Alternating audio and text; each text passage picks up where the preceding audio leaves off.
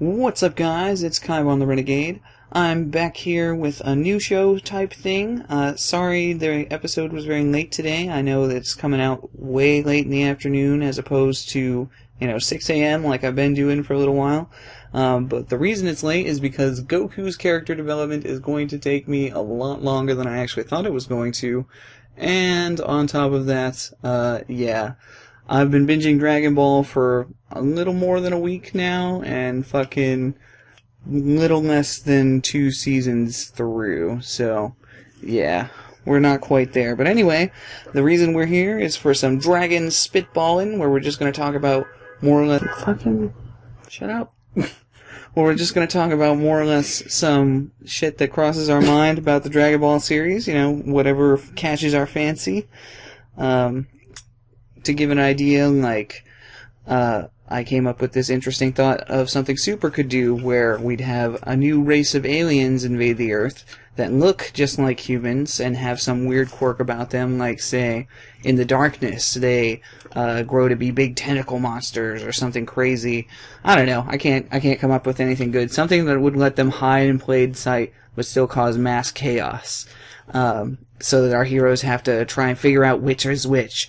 And, so we'd get a small group that came down, and then our heroes would figure them out, fight them, defeat them. They'd be like, you guys just started the worst thing you could ever imagine. And, 2 days later, in the darkness of night, 7 ships land on the planet, just filling up the whole planet with more of these beings that look like humans that can hide in plain sight. And now it's half human, and half this other fucking species, and they're just wrecking the planet. And but that's one idea. Anyway, didn't mean to go too far on that without introducing our co-host person for the day, Supreme Taco, on whatever he's on. What are you on, guy? Right now only on Twitter at FI4F Taco. It's TacoSupreme. Don't really have much presence on the internet yet. It's okay, though. We're gonna get him there. I promised him that I'm so famous that we will get somewhere. He knows. He knows that I'm so freaking famous, and you guys love me, and I'm the best. Just Kaiban for president. 2020, is it? 2020. 2020. Alright. Well, hey, you could Mr. Furry was president, and the Donald's been president. I think you can do it. Indeed. Alright. So, one thing we were talking about before this was what would happen if Red Ribbon Army actually grabbed Goku's tail then killed him. Yeah, the whole killing Goku early thing is kind of a pain, because pretty much if the Red Ribbon Army had defeated him, then they would probably have gotten their wish to make Colonel Red taller, not Colonel Red, Commander Red taller, and just rule the world through military strength until Pilaf let Piccolo out, because they couldn't compete with the Red Ribbon Army to actually gather the Dragon Balls. Okay, and then from there, Piccolo takes over, then pretty much has the stranglehold until Raditz shows up, where we've decided Raditz would probably be able to beat Piccolo. With no constant threat, he wouldn't have to train, and Raditz being a super powerful Saiyan who beat Goku after he beat King Piccolo. Not even mentioning that he beat Goku and Piccolo together, so he should be able to beat him pretty much single-handedly, no trouble at all. No need to kidnap anyone, do not pass go, fuck up everyone you come across, because you're a Saiyan, apparently. And then from there, where'd the story go? Would it just be... So at that point, when Raditz takes over, it would probably just go... Earth is under the radar now. Most of humanity's probably wiped off the face of the Earth. Frieza's in control of it, named it Frieza Planet 827 or whatever it's going to be, and Earth is sold off, and that's how our series would end. But then the super timeline. There wouldn't be... Well, we wouldn't really get to a super timeline. With Piccolo having gotten his wish for youth, he wouldn't really need the dragon for anything, so he'd probably still blow it up. At that point, there's no need for Kami to bring back the Dragon Balls. There's no one that can defy Piccolo and gather them beforehand.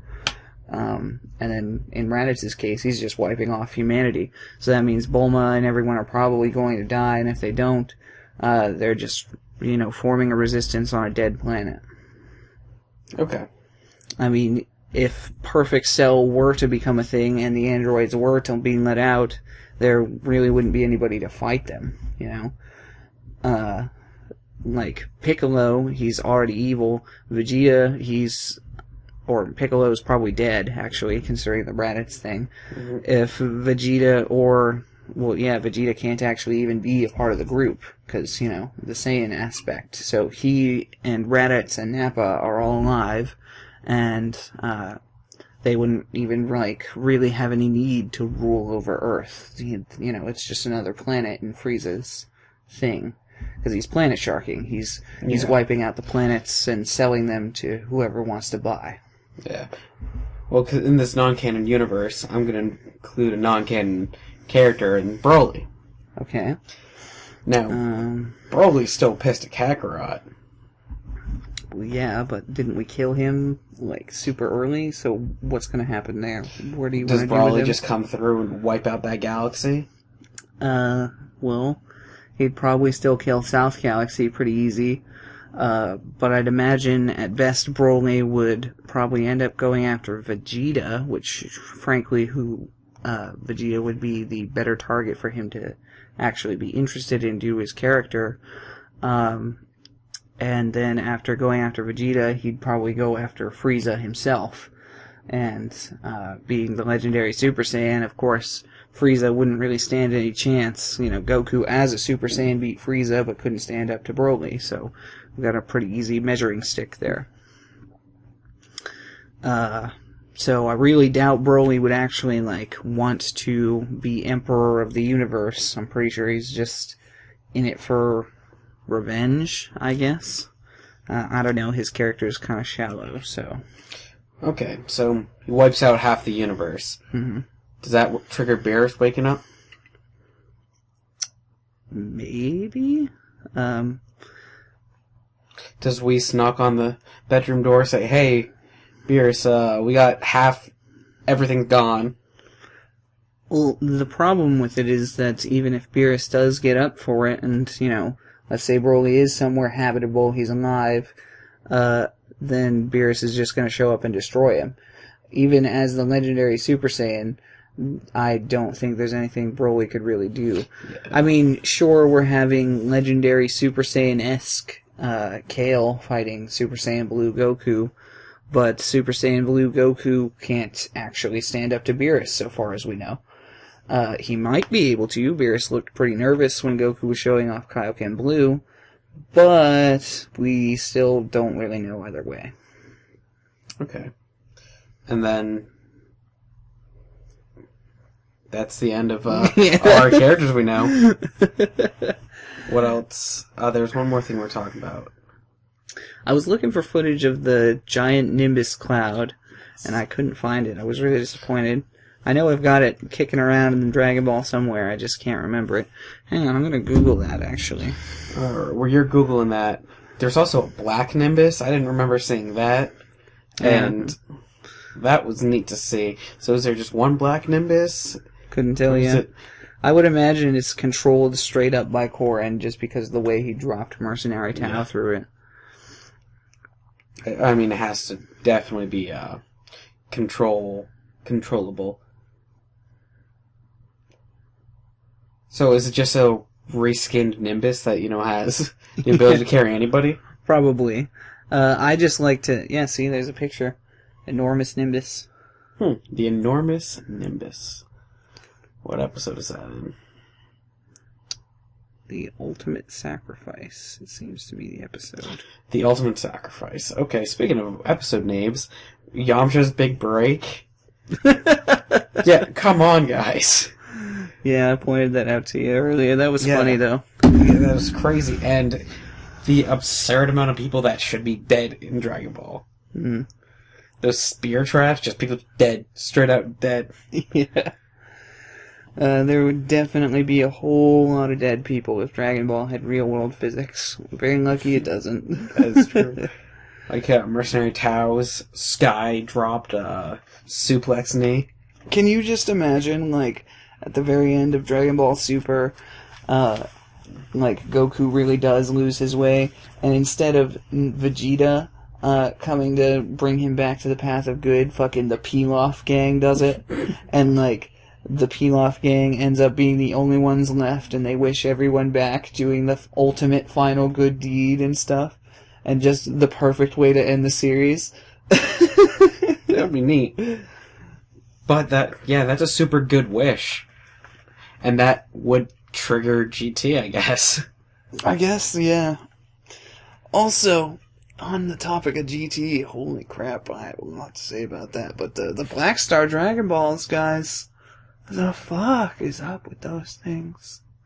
Like, seriously, who in the world makes Dragon Balls so that when you make a wish on it, they fly throughout the fucking galaxy, which is huge, by the way. Getting to one planet from the Dragon Ball would probably take you more than a year, but nonetheless, a year later, the planet that the wish was made on blows up? Okay, yeah, sounds like a fair trade there. You know, get a wish, blow up your planet. Let's hope you don't do it on your home. I wish for a new planet, a better planet. And to move everyone there. Thanks, bye. Yeah, I think that... Man, I mean, are they even more powerful than the normal Dragon Balls? Supposedly. I mean, he is Super Shenron, quote-unquote. Even though Super Shenron should be the Super Dragon Balls. Yeah, obviously that is an Ultra Mega Shenron. Yeah, probably. That is Mega Evolution Digifusion level of Shenron. Shit. That's like if you take 4 Digimon and just glue them together level of power. Make it look like a snake. Make it golden. It'll be beautiful. I love it. The best snake. And have the best dragon. Yeah, jeez. So how powerful do you think that dragon is compared to, like, Zeno? That's the most interesting question of the series right now. Is how powerful is the Super Dragon? Is it able to actually bring back whole universes? If it is, can it bring back more than one at a time? If it can, will Zeno let that happen? Vegeta's already stated he has the full intent of bringing back at least the Universe 6 Saiyans, but I'm pretty sure he means every universe, because, you know, that's how we roll. He's a good guy. Finally. And what happens after he's made that wish? Is Zeno going to go, dude, I know that I said you could have any wish, you know, you could make a wish on the dragon. I didn't say I wasn't going to wipe out the fucking universes again if you decided to make the stupid move of bringing them back. Literally, you could have wished for anything else, and I would have been cool with it. But I just wiped them out. I literally just did this, bro. It just happened. And you go and do this to me. You disrespect me on today. But for real, that could be the trigger of what sends Zeno into something that makes him a bad guy, or the next villain, or something like that. I mean, it's unlikely, because Zeno's, you know, he's... in love with Goku. Both of them. Rather innocent.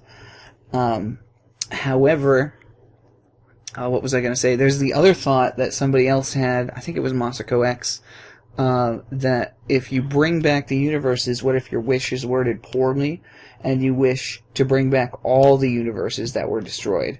So that would include the universe that was fucked up by Zamasu. That would include other universes that we know were destroyed before the series began, or at least since then. The one with Zamasu is in the future, though, right? Yeah, so it probably wouldn't be affected too bad. But do you remember that portal that was created by Zamasu? Mm-hmm. That, like, came back into our time? What if that just starts showing up again? So now we've got that going on, and then all the other universes could be wished back. So what if the reasons those universes were wiped out were because they had great and powerful villains in them? Or, you know, other things that we can do. I don't know, there's a lot to go off of for that. Yeah, I like that, the great and powerful villain idea. Because, like, what happens if someone who got brought back from that has, like, all his memories, just remembers, and then Zeno forgets about, like, the danger guy over here. Yeah, seriously. And all of a sudden, he's immune to, like, the Zeno key. So, just Zeno. So, That could be and none of the interesting. gods can affect him. He's too powerful. So then you have to have, like, the unlikely Trinity super force of Hit, Jiren, and Goku to fight this thing. That would be interesting. We all know if Goku's going to be there, Vegeta is too, though. Yes, clearly. I mean, I'm a huge fan of Gogeta. Why don't we just bring Gogeta back? I've heard rumors. It could be a thing. I don't think so myself, but there's possibilities. I mean, Portara fusion's legal, so it's more likely since it's the sensible canon, and I really doubt we could get Vegeta to do the dance if we had the earrings. Yeah. I think Vegito, if anybody comes up... Now, question on Vegito. Do you think that Vegito would have control of Ultra Instinct? Yes, actually I do. I think so, too. I think that when a character fuses together with another character, they learn each other's abilities. Not necessarily like 100%. Like, I think if Vegeta focused on it, he could remember, like, let's say Vegito used the Kaioken at some point, which he should be able to do since it's one of Goku's moves, and it's their move now. So, I'm pretty sure if Vegeta focused on it, he should be able to use the Kaioken as well. He just never bothered to take the effort to learn it because he didn't think it would be something he could sustain. So now we've got Ultra Instinct as another baseline to push forward to, if you know what I mean. Yep. So Kaioken Blue was the Super Saiyan 3 of its time. It was interesting, it was flashy, it caught your attention, but ultimately it wasn't truly the next step. So there was no real need for Vegeta to learn that. Now Vegeta, theoretically, since Goku knows it, can move right forward into Ultra Instinct, because as Vegeta hit Kaba with the Super Saiyan Blue, and he's like, hey, let this teach you how to go Super Saiyan Blue. Remember it. It's important to you. All Goku really has to do is fight Vegeta for a good little while in Super Saiyan, or not Super Saiyan, Ultra Instinct. And Vegeta should eventually figure it out. I mean, it's not necessarily true, but it is more or less the way the show has worked up until this point. Okay. And Ultra Instinct Vegito. Yep. Anything... Do you think it could take on the Grand Priest? I honestly have no idea. Since we haven't seen anything from the Grand Priest, I have no idea what he's capable of. I don't know if he's powerful. I don't know if he's secretly weak. I don't know if he's the end-all, be-all, or whatever. Yeah. I would assume he's rather powerful. The angels in general seem to be aware of how to use Ultra Instinct. I think that the Ultra Instinct Goku's using right now might not be the real one, but we're going to have to see about that. That's why it's an unfortunate time to be recording, honestly. No offense to you, the show, or anything like that. It's just our current position in Super is like right at a cliffhanger where we could be seeing Goku moving on to another next step, like the Kaioken type deal, like I was talking about with Super being Saiyan a Super Blue, Saiyan Ultra 3. Instinct. Yeah. Kaioken. King Kai Fist. Oh, jeez. Did you watch the preview part of my review for this week? I have not seen that yet. Okay. We'll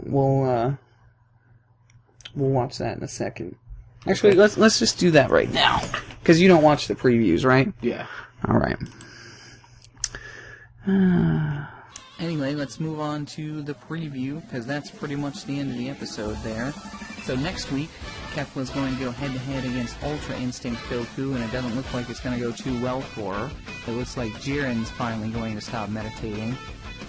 And in the very last shot of the preview, it looks like Goku may be summoning up some kind of blue power. And I wonder if that's him stacking Super Saiyan Blue with Ultra Instinct. I'm not sure if that's possible or not. But especially with the conversation that I just mentioned about the breaking out of his shell thing that I just... Doesn't that look like... But anyway, we'll definitely see how it goes Yeah. next week. Thanks everybody for watching. I've been Kyle on the radio. Hope you don't mind. So, using screenshot make that format, Vegeta. But, it is what it is. Hang on 1 second. I just want to watch the end of this because I love this song. This week we're going to be covering Goku's character development on Friday. So yeah. Yeah, thanks for sharing that link, by the way. Yeah. Yeah, that was awesome. Premiere Automata throughout the week. And bye. I just wanted to play out the song, and I had the animation from earlier. That makes me happy. I wish there was more. I'm a wrestler. I wrestled. I train fighters how to wrestle. I love grappling martial arts. I wish there was more grappling style fighting.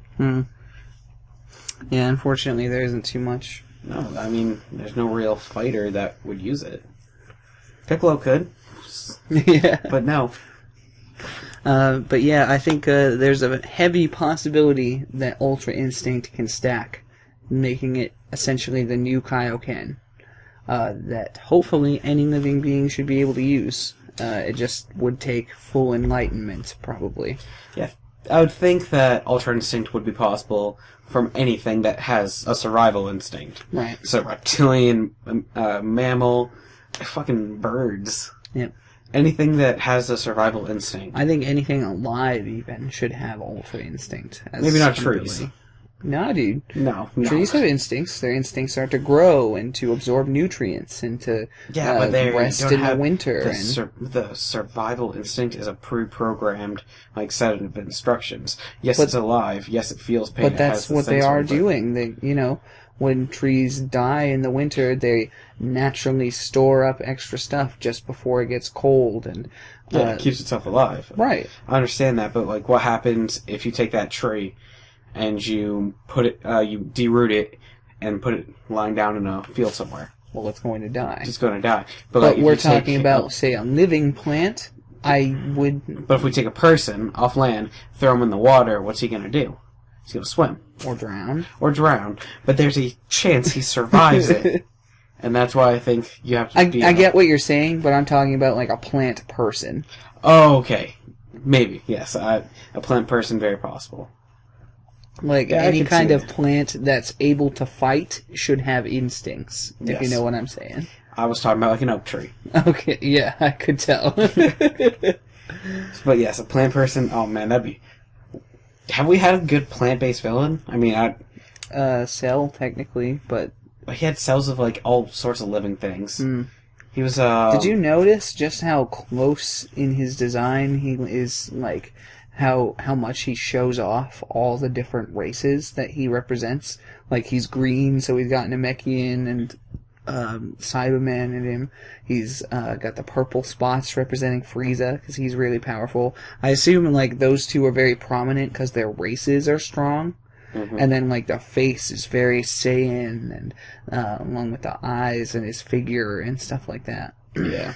Because, I mean, most of our Saiyans we've seen have that build where they're very lean fighting machines. Vegeta's a little more stout, and Nappa was big and heavy, strong fighter, and Broly again, same way. But even in Universe 6, they're very lean, agile, and it looks like Saiyans are meant to be... Did you know that's how Super Saiyan God was designed? Originally, Super Saiyan God, the designer for the concept was going to make it, Goku was literally just going to get buffer, have more or less the red aura without, the hair and the eyes, and a cape as part of the transformation. And, Toriyama was like, no, are you an idiot? No, stop this. I want Goku to get leaner. And that's what he did. And so he said, you know what, we're going to get rid of all this stuff. We're going to keep it simple, change the hair, change the eyes, and we're going to make him a little bit leaner. And that's exactly what he did. And it works for Goku and Vegeta. It looks awesome on both of them. You can actually really tell the difference between Super Saiyan God and Super Saiyan Blue just by the way, how bulky they look. I definitely see that on Vegeta, the picture in my head. Because, that little statue there you have, very muscular, you see the lines. Right. And, yes, when he's wearing the black, it's hard to tell. But when he goes Super Saiyan Blue, he does just a little bit. Yeah. I can see that. Especially going from red to blue, Oh, because yeah. blue, they actually bulk up a little bit from their base form. So the red, they're slimmer as they start. So it's slimmer, normal, bulkier. So you can really see it when they're switching between. Oh, okay. Yeah. And Jiren's power transcending time. Yeah. I mean, yes, Goku's did a little bit, but not to that degree of keeping him in a time stasis. I would actually disagree. I would say that Hit was... Jiren was very much on par with Goku's time-breaking thing. Because remember, right after he went to times 10 Kaioken, and Hit tried to do a time skip to stop him, and Goku would just, continued on through it, and he's like, yeah, that's not happening, bro. I'm on a completely different level now. I think the time power has to do with their power in comparison to yours, with pretty much everything. Okay. Because... So it's not fighting the forces of time, you're just fighting Right. that person. Okay. Because if the person's not strong enough to contain you in their time, then I think that's what it comes down to. Guldo was able to freeze Gohan and Krillin pretty easily, but we didn't actually get to see him try Vegeta. If we had, I feel like we would have gotten to see Vegeta struggle a little more than the two of them. I thought he was able to freeze time as long as he was holding his breath for everybody. It was just theoretically, yeah. So it's not like he was affecting them. I was thinking of his psychic power. I'm sorry. Yeah, you're right. Because I felt like he fought the force of time and wins. Yeah. And that, he holds his breath, and... Yeah, when he holds his breath, he straight up freezes time. I'm sorry, I got that wrong. That was part of why I wanted to start this whole Dragon Ball channel ages ago, was because I saw people like Laughingstock Media put out I don't want to say bad videos or anything like that, because that's rude. I'm putting someone on blast. Everyone's allowed to have their own opinion, even if I completely disagree with them. But I feel like his videos not only often give misinformation, which is abundant in our franchise of Dragon Ball. It's huge. There's so much misinformation, and that's why I hate the topics of retcons and things like that. And people were up in arms about the Portara retcon. Personally, I don't think the Portara is a retcon. In fact, this is a perfect time to talk about that. Dragon SpitBallin. I don't think the Portara was retconned. I think old Kai, when he was fused with the witch, he fused with her permanently. He's a Supreme Kai. He had no clue that mortals just didn't stay fused forever. I see no reason that we go, oh no, they changed how it works, just because he didn't know the entire specifics. Yes, he said a thing, but he was just wrong. It happens. Not everyone has to be right all the time in these shows. Hell, he could have forgot. He's old. Yeah, it's for real. That might have been a memory that didn't stay. So he thought he was going to be froze forever. Or maybe he was told they only last for, the crossbreed, they only last for an hour. But with the witch's magic, it just made it stick. Anything's possible. Maybe, but, yeah. Stuff like that. Where people will get up in arms about something, or, where there's misinformation, things like that. Those are things that I want to basically look at everybody and say, just chill, take a breath, and remember that you need to suspend a little bit of disbelief in the series.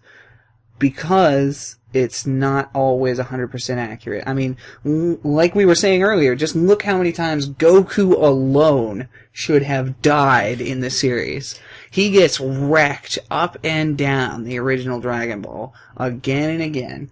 He got wrecked fighting Vegeta. He got wrecked fighting Boo. He literally died fighting Raditz. Yeah.